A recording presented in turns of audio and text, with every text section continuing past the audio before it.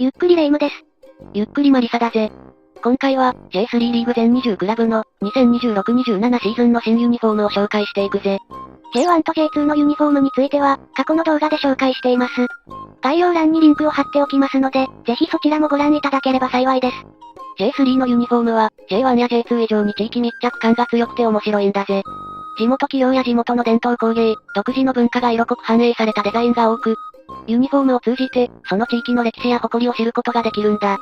それでは J3 全20クラブのユニフォーム紹介、早速スタートしていくぜ。よろしくお願いするわ。まず最初に紹介するのは、福島ユナイテッド FC だぜ。ユニフォームサプライヤーは、チュンメルだ。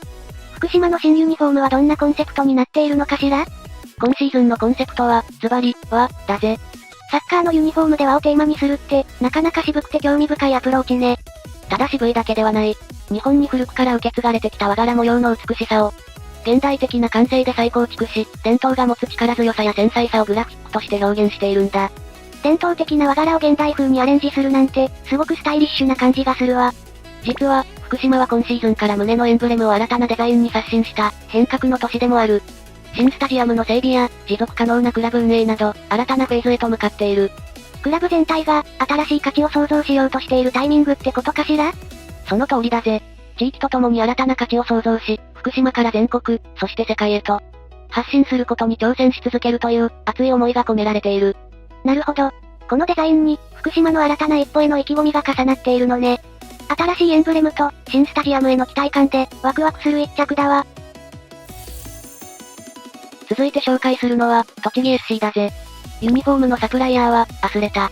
栃木 SC の新ユニフォームはどんな感じになっているのかしら？今シーズンのベースデザインは、クラブの頭文字である T をモチーフに採用しているんだ。T？栃木の T ってこと？クラブ名のイニシャルをグラフィックに落とし込んだデザインになっている。そして幾重にも重なるこの T のラインは、ただの模様という意味だけではなく、これまで一歩ずつ積み重ねてきたクラブの歴史と、挑戦しながら前進してきた軌跡を表している。過去から現在までの歩みが、T の重なりとして表現されているのね。さらに、その重なったラインをよく見てみてほしい。そこに、あるものが浮かび上がってくるんだ。あるもの？一体何が隠されているのかしら？上昇の矢印がデザインの中に力強いメッセージとして隠されているんだぜ。これは、J2 昇格へと向かう、クラブの強い決意が示されているんだ。なるほど。T の重なりの中にさりげなく隠されているというのが、おしゃれな感じね。クラブの新たな歴史が始まるシーズンに向け、未来への思いをまとい、サポーターと共に戦おうというメッセージが込められているぜ。サポーターの昇格への思いも乗せた、すごく熱い仕掛けが込められた一着ね。素敵だわ。続いては、ザスパ群馬のユニフォームを紹介していこう。サプライヤーは、アスレタデンハム、通称 AD だ。ザスパのユニフォームはどんなコンセプトなのかしら？コンセプトは、地底の鼓動、再起の翼。地底の鼓動？なんだかものすごくマグマのような熱気を感じるテーマね。群馬といえば、クラブの原点はザスパ草津であり、温泉がアイデンティティとなっている。そこから着想を得るように、ユニフォーム全面に温泉の源湯気を色ムラで表現し、地底から突き上げるような熱量をスプラッターグラフィックで表現したデザインとなっている。温泉の湯気と地底の熱。群馬らしすぎるモチーフで、闘志を感じてかっこいいわ。2025年のシーズンは、思うような成績を残せなかった。それは羽を休めた、鶴のようなもの、だと位置づけ。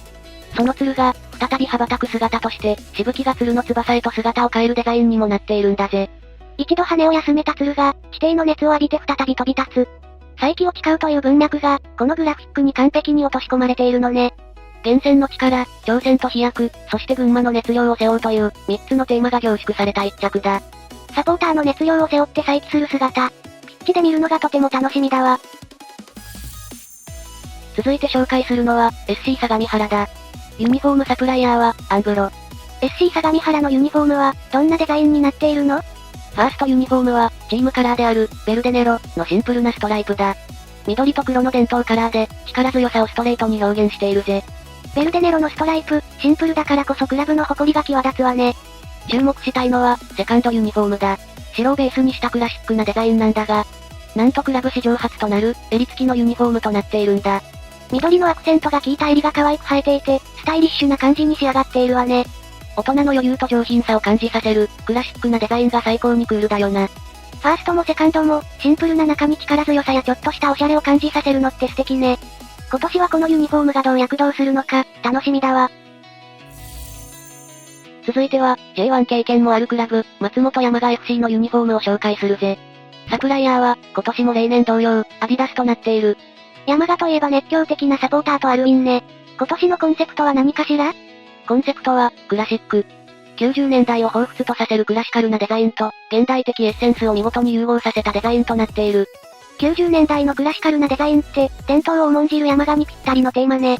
ファーストは伝統のグリーンをベースに、エリアラインに初の、オフホワイト、を使用している。真っ白ではなくオフホワイトを使うことで、90年代の頃の渋さを出しているんだ。このラインが入るだけで、一気にヴィンテージ感が出てかっこいいわね。そして、もう一つの注目ポイントとして、山雅史上初となるエンブレムの中央配置となっている。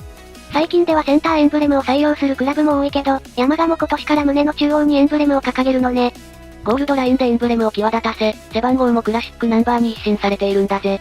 伝統の重みと新しい挑戦が、見事なバランスで同居している傑作ユニフォームね。サポーターの熱狂を追い風に、今年は来庁に羽ばたいてもらいたいところね。続いては、松本山雅の新州ダービーのライバル、AC 長野パルセイロのユニフォーム紹介だ。ユニフォームサプライヤーはウィンスポーツ。パルセイロのユニフォームはどんなコンセプトになっているのかしら？今シーズンのデザインのモチーフは、長野の象徴である、善光寺。その建築美を要素分解し、幾何学模様として再構築したアバンギャルドなデザインとなっている。クラブはこれを、アウンキカ、と題し、規律と力強さを表現しているぜ。始まりと終わり、を意味するアウン。これは、チームの呼吸や一体感を示している。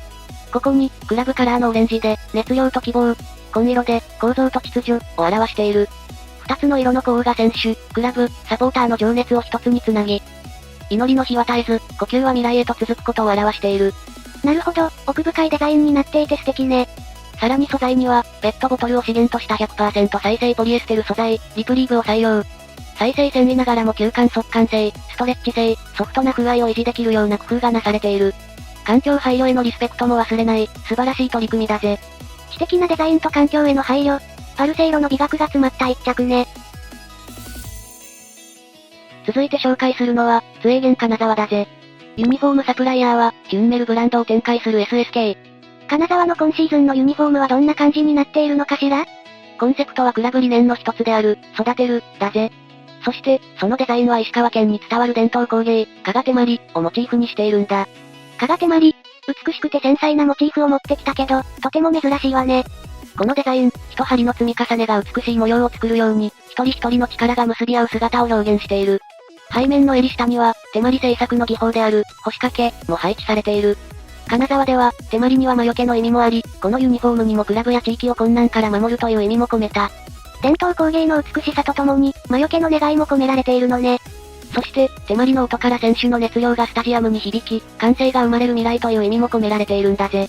さらにセカンドユニフォームでは、クラブの頭文字、Z、と人が肩を組む姿が表現されている。ファーストとセカンドのデザインが変更されたのは、クラブ史上初の試みだぜ。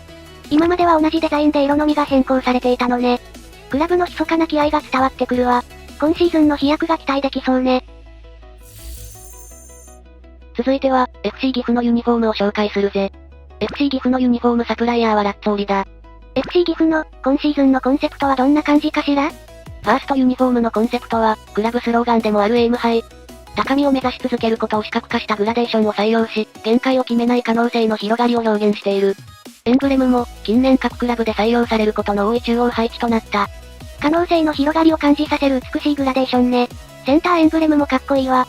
そして注目したいのがセカンドユニフォーム。なんと、岐阜各務原航空宇宙博物館とのコラボレーションで誕生したんだぜ。宇宙の地平線の先に広がる、まだ見ぬ高みを目指すという思いが込められているんだ。地元の素晴らしい施設と完璧にリンクさせた、J3 ならではの熱いコラボ企画だぜ。宇宙を感じさせるなんて、とてもスケールの大きなデザインコンセプトね。壮大な世界観が、アウェイの地でも選手を力強く後押ししてくれる仕上がりになったわね。続いては、レイラックシガ FC を紹介していこう。ユニフォームサプライヤーはディーズだ。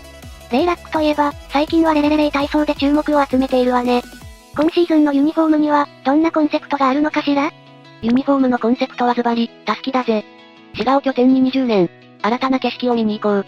というメッセージが込められている。20年の思いをタスキで繋ぐ。とても重みのあるコンセプトね。タスキを繋いでいくというのは、日本人にはとても刺さる感じがするわ。実は、今シーズンは、ゴールキーパーのセカンドを除いて、100年構想リーグからのデザイン変更はあえて行っていない。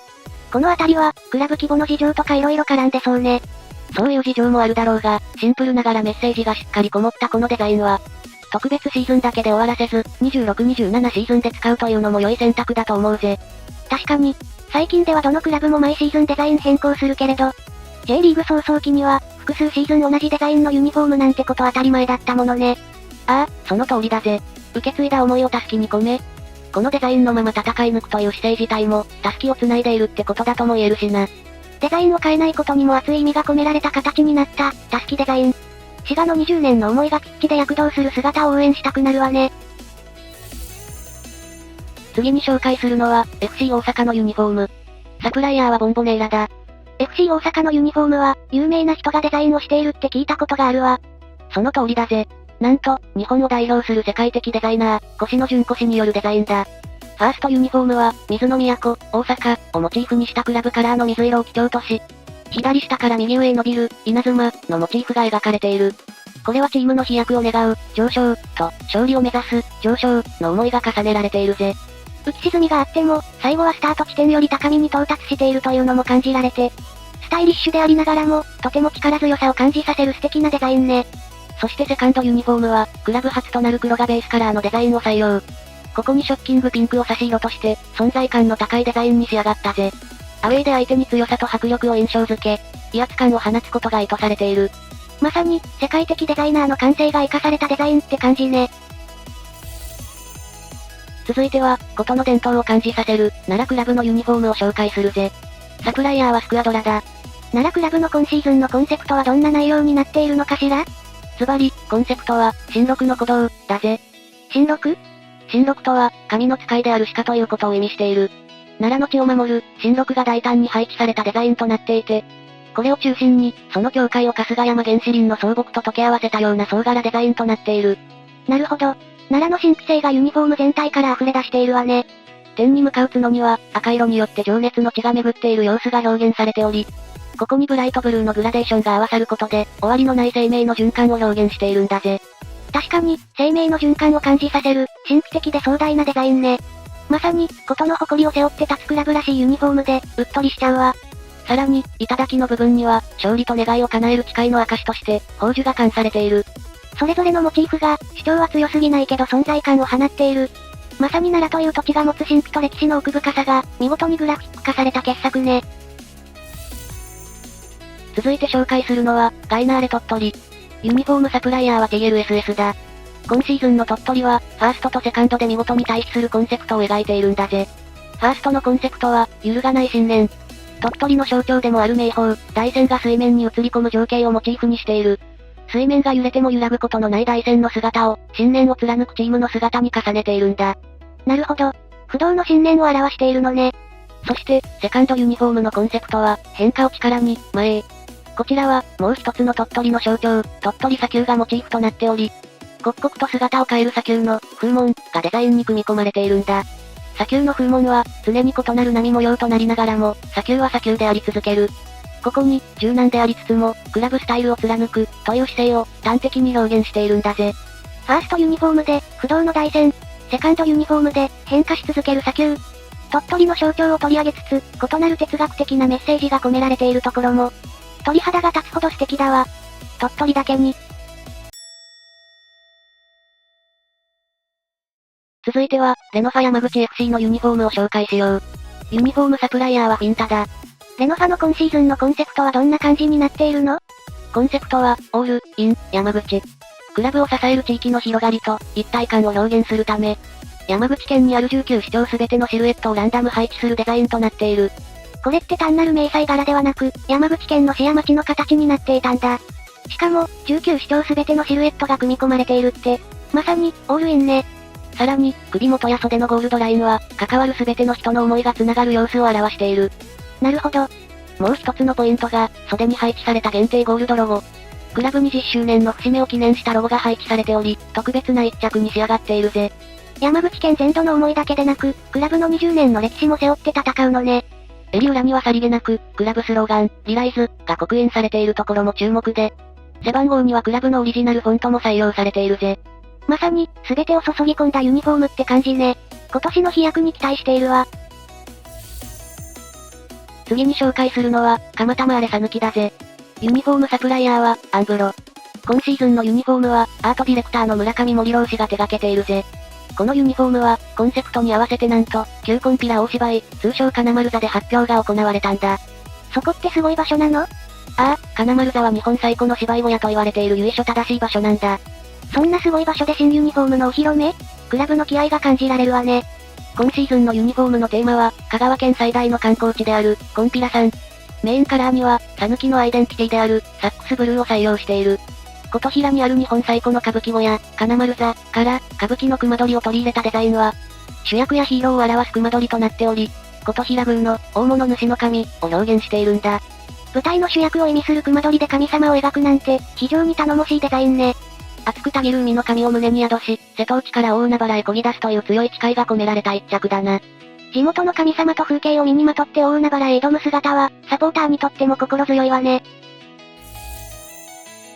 続いては、愛媛 FC のユニフォームを紹介するぜ。サプライヤーはサッカー .com だ。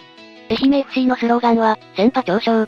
今シーズンのユニフォームは、これを具現化したデザインになっているぜ。具体的にはどのように表現されているのかしら？具体的には、ベースデザインとなっているシェブロンストライプによって不屈の歴史を表し、その上の中央に、まっすぐ登る一本の軌跡が力強く描かれたデザインとなっているんだ。ここに、相手を圧倒して生き残るという、凄まじい、覚悟、を込めているんだぜ。まさに、先波長昇、という力強いスローガン通りの、闘争心むき出しの熱いデザインね。そして、背面には愛媛県のシルエットが刻まれており、県民への感謝と二重主張の期待を、文字通り背負っていくという情熱を表現しているんだ。さらに、面白いのが、アウェイで使用されるセカンドユニフォーム。シンプルな白のユニフォームだけど、何か特別なの？チームカラーのオレンジに対して、セカンドはホワイトで、みかんの花を表現している。なるほど。多少こじつけっぽいけど、愛媛らしさを込めているという気持ちは感じるわね。闘志あふれるファーストユニフォームと、可憐なみかんの花のセカンドユニフォームと考えると、対比になっている感じもして面白いわね。続いて紹介するのは、高知ユナイテッド SC。ユニフォームサプライヤーは、アスレタ。今シーズンのユニフォームのデザインコンセプトは、園児の魂、新緑の矜持、だぜ。具体的にはどんな感じに仕上がっているのかしら？デザインは、歴史と伝統を示す園児を基調に、栄光を示すゴールドをアクセントに採用。クラブカラーだけのシンプルなデザインに、歴史への思いを込め、襟付きのユニフォームとなっている。クラシカルな襟付きのユニフォームに、園児とゴールドの組み合わせは気品があってかっこいいわね。そして背面襟元には、坂本家の家紋、が配置されているんだぜ。坂本龍馬の坂本家の家紋が背中に入っているの？ああ、まさに地元土佐の英雄である坂本龍馬の魂を背負っているということだな。高知のアイデンティティを背負って戦うなんて、サポーターの気持ちがわかっているって感じね。セカンドユニフォームは、メインカラーにクラブ史上初となるグレーを採用。もう一つのクラブカラーである新緑と組み合わせることで、敵地でもスタイルを貫く矜持、を表現した。なるほど、ファーストとセカンドを合わせて、園児の魂新緑の矜持。二つのクラブカラーを表現しているのね。魂と矜持。高知の誇りが詰まった、幕末の獅子のような熱さを感じさせるわね。続いては、ギラバンツ北九州のユニフォームを紹介しよう。ユニフォームのサプライヤーは鴨商事。ユニフォームのブランドは、アンブロだぜ。ファーストは灼熱のイエローによって、クラブの情熱と覚悟をストレートに表現した。ここに、差し色のレッドラインで闘志を、ネイビーで力強さと品格を添えているんだぜ。さらに、注目すべきは両脇の5本のストライプ。北九州市を司るごとしを表現すると同時に、ピッチ上で躍動する選手たちのスピード感と突破力も表しているんだぜ。パッと見ただけでもギラバンツってわかる感じになっているわね。強い色の組み合わせなのに、シャープで落ち着いたデザインになっているのがかっこいいわ。灼熱のイエローが、今シーズンはどこまで躍動するのか、とても楽しみね。次に紹介するのは、ロアッソ熊本。サプライヤーは、アドミラルだ。ロアッソ熊本の今シーズンのコンセプトは何かしら？コンセプトは、湧水、だぜ。熊本の宝である、水、の源をテーマにしている。アドミラルの特徴であるジャガード網を使って、美しい湧水を表現しているんだ。熊本の清らかな水を、プリントではなくジャガード網のテクスチャで表現しているのね。文化の源、未来へのメッセージ、そして湧き出す力と情熱をイメージしたデザインとなった。さらに、このユニフォームには注目すべき迫力のワンポイントがあるんだぜ。何かしら？右袖の、熊本、の表記なんだが、書道家の荒木東園氏による記号なんだ。へえ、プロの書道家による達筆の、熊本、の文字が袖に入っているってことね。ジャガード編みの美しさと、筆文字の迫力。熊本の誇りが詰まった素晴らしい一着ね。続いては、鹿児島ユナイテッド FC のユニフォームを紹介するぜ。特定のサプライヤーはなく、胸には、アングアのプロジェクトロゴが掲げられているぜ。アングア？それってどういう意味なのかしら？ネバーギブアップアティチュード、決して諦めない、不屈の精神、の頭文字で、特定のサプライヤーと契約しない場合に、このロゴを胸に表示している感じだな。なるほど。で、鹿児島の今シーズンのコンセプトは、どんな感じなのかしら？今年は、西郷隆盛生誕200年、没後150年。そのため、ズバリ、西郷、がコンセプトだぜ。地元の英雄とはいえ、一人の人間に焦点を当てたデザインって面白いわね。具体的にどんなデザインになっているのかしら？まず、ファーストユニフォームの前面には西郷隆盛が書いた、経典愛人、の文字を配置。ユニフォーム全体の基調も、西郷柄、と呼ばれる地元の大島紬の伝統柄が散りばめられている。さらに、袖には城山にそびえる西郷像の服装を元にデザインされた衣装が施されているんだぜ。まさに、セゴドンへの愛情がこれでもかというくらい詰め込まれているわね。そして、背面にはこれまでも何度か採用された桜島のデザインが施されているんだが、今シーズンの桜島は、クラブ史上最大級のサイズという大迫力で描かれているんだぜ。さらに、セカンドユニフォームは西郷が着用していた、着物、がテーマ。着物の、右前、をイメージしたグラフィックに仕上がっている。そして、背面にはファースト同様に桜島が描かれているが、こちらは城山の西郷像のシルエットも添えられている。こちらも違った形でセゴドンへの愛情が溢れるデザインになっているわね。ファースト、セカンドともに、鹿児島県民の魂のシンボルとも言えるユニフォームって感じがするわ。最後に紹介するのは、日本最南端の J クラブ、FC 琉球沖縄だ。サプライヤーは意味を。沖縄唯一の J リーグ所属クラブね。ユニフォームはどんなコンセプトなのかしら？今シーズンの琉球は、2019、リバイビング2026、というテーマを掲げているぜ。2019？なんで2026年に2019っていう数字を掲げているのかしら？ 2019年は沖縄の象徴でもある首里城が火災に遭ってしまった年。長い年月を経て、2026年秋に復元完成が予定されている首里城の復活をテーマに掲げているんだ。なるほど。首里城の復活を、何度でも立ち上がるクラブの強さに結びつけている感じね。その通りだぜ。ファーストユニフォームは、守礼門から正殿へと続く道のりを表現したデザインとなっている。守礼門から正殿への道。首里城復興の思いがストレートに表されている感じね。その通りだぜ。首里城復興を祝い、正殿を想起させるゴールドをサブカラーに採用し、スポンサーのロゴもゴールドに統一されている。沖縄県民の悲願である首里城復興の喜びが、ユニフォームのデザインに昇華されているのね。クラブエンブレムは昨年も採用されたセンターエンブレムのデザインとなっている。首里城の悲しい過去は変えられないけれど、そこから立ち上がる力強さ。沖縄の美しい風景と復興への祈りが込められた、本当に素晴らしいユニフォームね。